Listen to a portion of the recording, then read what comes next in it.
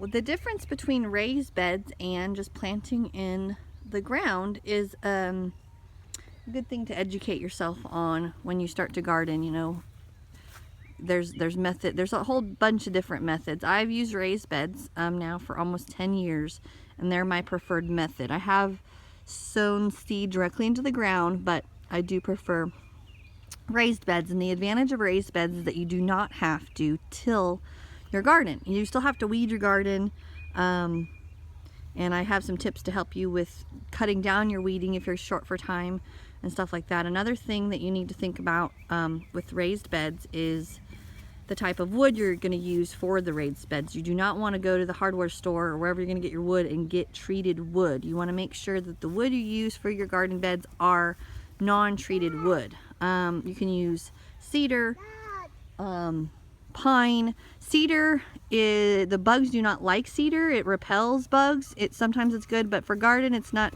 It will hold up longer than pine, but you just want to do a little research before you invest in beds, realizing that here in Texas, you know, your beds probably aren't going to last more than 8 years. They're going to start eroding. As you can see, these beds right here, they're 6 years old, and they are starting to get worn down, but they're still working for me. So there's tip 1 on the raised beds, and there's more to come.